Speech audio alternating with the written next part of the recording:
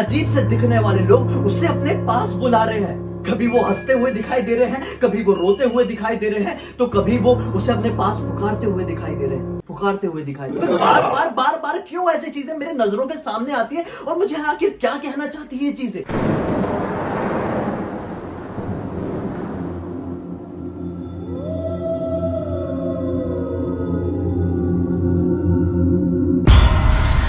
Bloody सत्य के एक और खौफनाक हैरान कर देने वाले एपिसोड में आप सभी लोगों का बहुत बहुत स्वागत है दोस्तों। मैं आ गया हूं आप लोगों के पास फिर से वही एनर्जी के साथ एक ऐसी खौफनाक घटना सुनाने के लिए जिसको सुनने के बाद आप लोग शायद आज चैन की नींद नहीं सो पाएंगे दोस्तों, क्योंकि ये एक सच्ची घटना पर आधारित कहानी है। एक ऐसे लड़के की कहानी जिसकी उम्र तकरीबन यही कोई 21 या 22 साल होगी और ये घटना उसकी जिंदगी में आज से 10 साल पहले लगभग 2010 के आसपास बीती। दोस्तों, ये एक ऐसी घटना है जिस घटना ने एक नास्तिक लड़के को एक ऐसे लड़का बना दिया जो कि अब घर से बाहर निकलने में भी थोड़ा सा घबरा जाता है। उन आत्माओं ने एक ऐसे लड़के को अपने होने का एहसास दिला दिया जो लड़का आज उन आत्माओं के प्रेजेंस को फील कर सकता है। जहां पर बड़े बड़े पैरानॉर्मल एक्सपर्ट्स को डिवाइसेस की जरूरत पड़ती है, वहां पर ये प्रिंस नाम का लड़का अपने आप ही ऐसी चीजों को महसूस कर लेता है। आज की ये कहानी ऐसे लोगों के लिए है जो खासकर भगवान, भूत, प्रेत, आत्माओं जैसी चीजों पर विश्वास नहीं करते हैं दोस्तों। लेकिन आज की ये कहानी अगर आप सच्चे मन से सुनेंगे, ध्यान से सुनेंगे, तो आप लोग को यकीन हो जाएगा कि इस दुनिया में हम इंसानों के अलावा भी किसी और का वजूद है जिसे हम इग्नोर करते चले आ रहे हैं। लेकिन ना जाने वो हमें क्या बताना चाहते हैं या फिर हमारे साथ क्या करना चाहते हैं। अगर आप लोग ये जानना चाहते हैं तो बने रहिए अंत तक। अगर आपके मन में कुछ बात है फिर मुझसे कुछ कहना चाहते हैं तो मुझे डायरेक्टली मेरे फेसबुक पेज पर आके कांटेक्ट कर सकते हैं। मन करे तो इंस्टाग्राम में भी कर लीजिए। दोनों की ही आईडी आपको वीडियो के डिस्क्रिप्शन बॉक्स में जरूर मिल जाएगी। 2010 के गर्मियों का सीजन के आसपास की बात है। प्रिंस ने अपने डैड को डायबिटीज की बीमारी के कारण खो दिया था। फिर उसके बाद उसकी जिंदगी में कुछ ऐसी चीजें बीती जिसके बाद उसने विश्वास कर लिया था कि इस दुनिया में भगवान का कोई अस्तित्व ही नहीं होता, इस दुनिया में आत्माओं का कोई अस्तित्व नहीं होता, इस दुनिया में पैरानॉर्मल या सुपरनेचुरल जैसी कोई भी चीजें नहीं होती। और क्यों ना मानता, आखिर इतनी कम उम्र के लड़के ने अपने सबसे चहीते, अपने सबसे करीबी अपने डैड को खो दिया था। उसके बाद से उसके जिंदगी में उसके परिवार के साथ ऐसे ऐसे कुछ प्रॉब्लम्स फेस करनी पड़ी जिसकी वजह से उसने डिसाइड कर लिया था कि वजूद है तो सिर्फ और सिर्फ इंसानों का। उसने मन ही मन में उन शक्तियों को शायद चुनौती दे दिया था, क्योंकि वो जब कभी भी बाहर टहलने निकलता था तो वो ऐसी चीजों पर बिल्कुल विश्वास ही नहीं करता था। जब कभी भी बाहर निकलता था अच्छा खासा परफ्यूम लगा के बाहर निकल जाता था, रात के 1:30, 2, 3 बजे भी बाहर टहलने निकल जाता था। दरअसल डैड की डेथ के बाद उसे अच्छे से नींद नहीं आती थी। जब कभी भी उसे थोड़ा सा अनईजी सा फील होता था घर के अंदर तो बाहर टहलने निकल जाया करता था दोस्त। प्रिंस को नॉर्मल लाइफ की तरह ज्यादा सपने तो नहीं आते थे, लेकिन जब कभी भी वो सोने जाता था तो उसे ऐसा फील होता था कि उसका नाम ले लेके कोई उसे बार बार पुकार रहा है। कभी वो पुकार बहुत जोर से होती थी और एक चीख में बदल जाती थी। प्रिंस को ऐसा लगता था कि ये आवाज तो मुझे सुनी सुनी लगती है, कहीं ये मेरे डैड तो मुझे नहीं पुकारते हैं, या तो फिर कोई एक ऐसा इंसान मुझे पुकारता है जिसकी आवाज मैंने कभी नहीं सुनी है, जिसे मैं कभी जानता ही नहीं, मैंने कभी उसके बारे में कभी जिक्र ही नहीं किया, ना ही सुना है। दोस्तों, प्रिंस कभी कभी ये सब चीजों को, ये सब आवाजों को, ये सब गतिविधियों को इग्नोर करता चला जाता था। वो ऐसा मतलब अपने आप में ये ठान चुका था कि कहीं ना कहीं ये जो आवाजें हैं वो उसके दिमाग की मनगढ़ंत चीजें हैं। जिस तरह से वो एक नास्तिक हो चुका था, भगवान, आत्माओं की सच्चाई को सिर्फ एक वो मनगढ़ंत कहानियां ही मानता था, वैसे ही वो इन सारी चीजों को भी मनगढ़ंत चीजें समझने लगा था। वो सोचता था कि शायद ये मेरे किसी दिमाग का वहम। लेकिन दोस्तों, 1 साल तक सब कुछ ठीक चलता रहा, सब कुछ नॉर्मल था। लेकिन ठीक 1 साल बाद उसकी जिंदगी में कुछ ऐसे बदलाव आने लगे जिसके कारण वो अपने आप को संभाल नहीं पाया।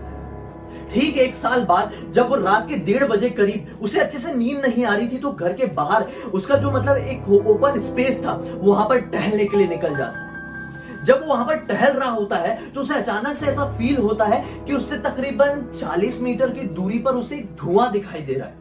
वो ये समझ नहीं पाता है कि आखिर ये खुले मैदान में धुआं कहां से आ रहा है। ना ही ये ठंड का मौसम है और ना ही ये कोहरे वाला कोई सीजन है, ना ही कोई ये फॉग वाला सीजन है जो उसे फॉग दिखाई दे रहा है। प्रिंस ऐसा सोचते हुए बस आगे पीछे टहल ही रहा था कि अचानक से उसे ये महसूस हुआ, वही धुआं जो उसे थोड़ी दूर नजर आ रहा था, वही धुआं उससे तकरीबन 15 मीटर की दूरी पर था। धीरे धीरे वो धुआं एक इंसान जैसी आकृति में तब्दील होता जा रहा था। प्रिंस की धड़कनें थोड़ी सी बढ़ने लगी थी। भले ही वो ये सब चीजों पर विश्वास नहीं करता था, लेकिन होता है जब हम किसी भी ऐसी तरह की चीजों पर विश्वास नहीं करते हैं और कोई अजीब सी चीज, कोई ऑकवर्ड सी चीज हमारे सामने आगे खड़े हो जाती है, तो ऐसा नहीं कि हम घबरा ही जाते, हम चौंक जाते हैं, हम हैरान हो जाते हैं। और यही शायद प्रिंस के साथ भी हुआ था। प्रिंस उसे कुछ समझ पाता कि उससे पहले ही वो चीज बिल्कुल उसके इतने नजदीक आकर खड़ी हो गई जिसे देखकर ये फील हो रहा था जो कि शायद ये आदमी है और अब ये धुएं में तब्दील हो चुका है। प्रिंस ने ये डिसाइड कर लिया कि शायद रात बहुत ज्यादा हो चुकी है, मेरे दिमाग का वहम बढ़ जाए, उससे बेटर है कि मैं अपने कमरे में जाकर सो जाता हूं। प्रिंस को उस रात, पूरी रात अच्छे से नींद नहीं आती। वो अगले दिन बहुत सोचते हुए उठता है कि आखिर ये मेरे साथ ऐसा क्यों हो रहा है। ऐसी सारी घटनाएं उसके साथ बहुत दिन तक रेगुलर चलती रही। जैसे कभी वो सो रहा होता था तो उसे अजीब से सपने दिखाई देते थे। हैरान कर देने वाली बात यह थी कि वो प्रिंस ने, वो बच्चे ने कभी सपने देखा ही नहीं था, लेकिन वो धुएं वाले ट्रेजेडी के बाद उसे ये सपने क्यों दिखाई देने लगे थे। इतने ज्यादा खौफनाक सपने, इतने ज्यादा खौफनाक चेहरे जिसे कोई जिंदगी में रियल टाइम पे देख ले तो वो बेहोश हो जाए। प्रिंस को ऐसी आकृतियां, ऐसी शक्ल अपने सपने में दिखाई देने लगी। हालात और बिगड़ते चले। अब प्रिंस जब कभी भी बाहर निकलता था, चाहे वो कोई पार्टी हो, चाहे वो कोई भी काम हो, चाहे वो मार्केट हो, उसे ऐसा लगता था कि कोई अजीब से फेस वाले लोग, अजीब से दिखने वाले लोग उसे अपने पास बुला रहे हैं। कभी वो हंसते हुए दिखाई दे रहे हैं, कभी वो रोते हुए दिखाई दे रहे हैं, तो कभी वो उसे अपने पास पुकारते हुए दिखाई दे रहे हैं, पुकारते हुए दिखाई दे रहे हैं। प्रिंस ये सब चीजों को इग्नोर करने की बहुत कोशिश करता था, लेकिन वो जितना इसे इग्नोर करने की कोशिश करता था वो चीज इतनी ज्यादा हावी होती जा रही थी। प्रिंस को अब समझ में आने लगा था कि कुछ तो ऐसा है जो अपने होने का एहसास मुझे दिलाना चाहता है। लेकिन प्रिंस डरा नहीं। होता है जो लोग नास्तिक होते हैं वो लोग ऐसी चीजों से ज्यादा नहीं डरते हैं। प्रिंस भी नहीं घबराता था। एक रात जब प्रिंस एक पार्टी से अपने दोस्तों के साथ अपने घर पर लौट रहा था तो शाम का वक्त हो रहा था, तकरीबन 7:30 बजे के आसपास। धीरा धीरा अंधेरा हो चला था। उन लोग का जो घर का रास्ता था ना, उसके रास्ते में एक कब्रिस्तान पड़ता था। जब प्रिंस और उसके दो दोस्त उस कब्रिस्तान से गुजर रहे थे तो प्रिंस को अचानक से दिखाई देता है कि जहां पर लोगों को दफनाया जाता है उसके बिल्कुल मतलब बीचों बीच में एक अजीब सी धुएं जैसी आकृति वाला इंसान खड़ा है। पहली बार प्रिंस ने ये महसूस किया था कि कोई धुएं की आकृति इंसान में पूरी तरह से तब्दील हो सकती है। वो अपनी नजर घुमाता, उससे पहले उसे अपने पीछे ऐसा फील हुआ कि कोई डरावनी सी शक्ल वाला रोता हुआ इंसान उसके पीछे पीछे चला आ रहा है। प्रिंस अब थोड़ा सा घबरा गया था। उसने तुरंत अपने दोस्तों को उन्हें दिखाने की कोशिश किया, लेकिन प्रिंस के दोनों दोस्त उसे समय देख ही नहीं पाते, समझ ही नहीं पाते। प्रिंस अब घबरा जाता है। प्रिंस थोड़ा हाफने लगता है। प्रिंस बोलता है कि चलो जल्दी घर पहुंचना है। तकरीबन 8:30 बजे के आसपास प्रिंस अपने घर पहुंच जाता है। उसके दोनों दोस्त भी अपने घर पहुंच जाते हैं। प्रिंस जैसे ही अपने घर के हॉल में पहुंचता है तो उसके हॉल में एक चेयर रखी हुई थी, जो होती है ना पुराने जमाने वाली चेयर, जो मतलब झूले जैसी होती थी, ऐसी ऐसी ऐसी। जैसे ही प्रिंस अपने हॉल में एंटर करता है तो वो चेयर अपने आप आगे पीछे हिलने लगती है, जैसे कि कोई उस चेयर में बैठा हुआ हो। प्रिंस की सिट्टी पिट्टी गुल हो जाती है। वो कुछ कह नहीं पाता, लेकिन उसके मुंह से बहुत जोर से चीख निकल जाती है, जिस चीख को सुन के उसे घर वाले तुरंत वहां पर पहुंच जाते। लेकिन जैसे ही घर वाले वहां पर पहुंचते हैं तो वो चेयर तो हिल ही नहीं रही थी। प्रिंस कंफ्यूज था कि ये चेयर सचमुच में हिल रही थी या फिर मैं पागल होता जा रहा हूं। प्रिंस घबरा कर ये सारी बातें जो पिछले कुछ समय से, कुछ महीनों से प्रिंस के साथ बीती चली आ रही थी, वो सारी बात अपने घर वालों को एक एक करके बता देता है। घर वालों को फिक्र होती है कि कुछ ना कुछ तो है जो हमारे बच्चे को खाए जा रहा है। घर वाले तुरंत ही एक बाबा को बुलाते हैं। वो बाबा उस घर में आने के बाद ये समझ जाता है कि प्रिंस के आसपास कुछ एनर्जीज का साया है। बाबा ये तो नहीं बता पाता है वो एनर्जीज पॉजिटिव है या निगेटिव है, लेकिन ये बात जरूर बता देता है कि वो जो आत्माएं हैं प्रिंस के इर्द गिर्द, वो उसे नुकसान नहीं पहुंचाना चाहती, बल्कि सिर्फ और सिर्फ उसे अपने होने का एहसास दिलाना चाहती। सिर्फ और सिर्फ उसके थ्रू एक मैसेज कन्वे करने की कोशिश कर रही थी।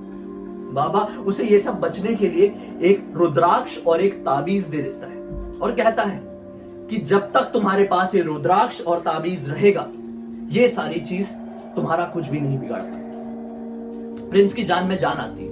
प्रिंस के मन में एक क्यूरियोसिटी होती है कि आखिर क्यों मेरे साथ ही ऐसा हुआ, मेरे दोस्तों के साथ, मेरे घर वालों के साथ ये सब चीजें क्यों नहीं होती है, जबकि मैं तो ये सब चीजों पर विश्वास भी नहीं करता हूं। फिर बार बार क्यों ऐसी चीजें मेरे नजरों के सामने आती है और मुझे आखिर क्या कहना चाहती है ये चीजें।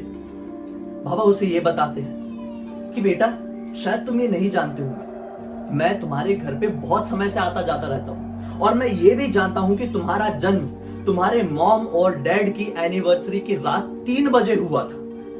और रात का 3 बजे का समय आत्माओं का समय होता है, रक्त पिशाचों का समय होता है। जी हाँ दोस्तों, रक्त पिशाचों का समय होता है। अगर आप लोग इन रक्त पिशाचों के बारे में नहीं जानते हैं तो कमेंट सेक्शन में बताइए। मैं इस टॉपिक के ऊपर एक सेपरेट वीडियो बनाऊंगा, जिसको देखने के बाद आप लोग ये जान जाएंगे कि इस दुनिया में कुछ इंसान ऐसे भी होते हैं, इंसान ऐसे होते हैं जो एक रक्त पिशाच होते हैं। वो आपके और हमारे बीच में भी मौजूद होते हैं, जिन्हें खाना खाने की नहीं, पानी पीने की नहीं, बल्कि खून पीने की तलब लगती है। जानना चाहते तो कमेंट सेक्शन में बताइए। दोस्तों, प्रिंस ये समझ जाता है कि हाँ, इस दुनिया में कोई तो ऐसी शक्तियां हैं जो अपने होने का एहसास दिलाना चाहती, भले हमारा कुछ नुकसान नहीं पहुंचाना चाहती। प्रिंस को उस बाबा जी ने ये कहा था कि जितना हो सके भगवान का नाम लो, तुम ऐसी चीजों से अपने आप को सेफ महसूस करोगे। उस दिन के बाद से प्रिंस की सारी सोच बदल गई। उस दिन के बाद से प्रिंस के जो बुरे सपने थे, अब वो अच्छे सपनों में तब्दील हो गए। जो बुरी शक्लें उसे दिखाई देती थी, अब अच्छी शक्लें दिखाई दे रही थी, लेकिन वो शक्लें उसने कभी जिंदगी में देखा नहीं था। आज भी जब प्रिंस अपने घर से बाहर निकलता है या फिर कोई अनजान प्लेसेस में जाता है या तो फिर कोई हॉन्टेड प्लेसेस में जाता है, तो प्रिंस को कुछ ऐसी चीजें महसूस होती है जो नॉर्मल लोगों को नहीं हो सकती। उसको कुछ ऐसी चीजें दिखाई देती है जिसे देखने के लिए घोस्ट वाले जो होते हैं ना, मतलब घोस्ट पकड़ने वाले या घोस्ट को इन्वेस्टिगेट करने वाले लोग होते हैं ना, उन्हें कुछ डिवाइसेस की जरूरत पड़ती है। प्रिंस ऐसी चीजों को खुली आंखों से देख सकता है, खुले मन से महसूस कर सकता है। दोस्तों, ये प्रिंस की ही कहानी नहीं, बल्कि आपकी और हमारी भी कहानी हो सकती है। क्या आप लोगों के साथ भी कभी ऐसा हुआ है जो नॉर्मल लोगों के साथ नहीं होता, लेकिन आपके साथ तो होता है? मेरे साथ तो बहुत सारी चीजें ऐसी, बहुत सारी ट्रेजेडी होती चली आ रही है। मैंने अपने कई वीडियोस में आप लोगों को बताया भी है। अब आप लोग बताइए, मुझे इंस्टाग्राम में लिखकर भेज सकते हैं आपके साथ ऐसी कौन सी ट्रेजेडी हुई है। मैं उसके ऊपर रिसर्च करने की कोशिश करूंगा। मेरा इंस्टाग्राम, मेरा फेसबुक, मेरा ट्विटर हैंडल आपको दिख रहा है, वहां पर जुड़ जाइए। वहां पर हम लोग रेगुलरली एक दूसरे से कनेक्टेड रह सकते हैं। दोस्तों, प्रिंस का मुझसे यह भी सवाल था कि आखिर उसके साथ ऐसा क्यों होता है। तो प्रिंस को मैं इस वीडियो के जरिए सिर्फ इतना ही बताना चाहता हूं, जो लोग स्पेशल होते हैं, गिफ्टेड होते हैं, उनके साथ ही ये सब चीजें होती है। अगर आप लोगों के साथ भी ऐसी चीजें होती है, पैरानॉर्मल चीजों को आप रियल लाइफ में नॉर्मल लोगों के कंपैरिजन में ज्यादा एक्सपीरियंस कर सकते हैं, तो ऐसी चीजों से घबराइए मत, क्योंकि आप जितना ऐसी चीजों से डरेंगे, उतनी ही ये चीजें आपके ऊपर हावी होते जाएगी। अब सोचिए जरा, प्रिंस के ऊपर ये चीजें हावी क्यों नहीं हो पाई? क्योंकि प्रिंस ये सब चीजों से डरता नहीं था, उनकी मतलब मौजूदगी पर विश्वास नहीं करता था, इसलिए वो चीजें इसको ज्यादा नुकसान नहीं पहुंचा पाई। अगर आपके साथ भी हो रहा है तो इग्नोर करने की कोशिश कीजिए, लेकिन इतना भी इग्नोर मत कीजिए कि वो लोग अपने होने का एहसास दिलाने के लिए आपका कोई नुकसान पहुंचा सके। दोस्तों, इसी एक खौफनाक कहानी के साथ मैं आप लोगों का इस वीडियो से विदा चाहता हूं। कमेंट सेक्शन में जरूर बताइए आज का मेरा ये वीडियो आप लोगों को कैसा लगा है। भेज दीजिए आपके साथ कुछ भी हुआ है, मैं आप लोगों के ऊपर ये पूरा एक सेपरेट वीडियो बनाने की कोशिश करूंगा। दोस्तों, मेरे इस चैनल को सब्सक्राइब कर दीजिए अगर पहली बार देख रहे हैं तो, क्योंकि ये मेरा तीसरा चैनल है। तीसरा चैनल, मेरे पहले के 2 बड़े बड़े चैनल्स पूरी तरह से हैक हो चुके हैं, लेकिन भगवान की आशीर्वाद रहा, आपकी दुआ रही, तो बहुत जल्दी वो दोनों चैनल मैं रिकवर करूंगा। जब तक के लिए आप लोग इस चैनल के थ्रू मेरे ऊपर प्यार दिखाते रहिए।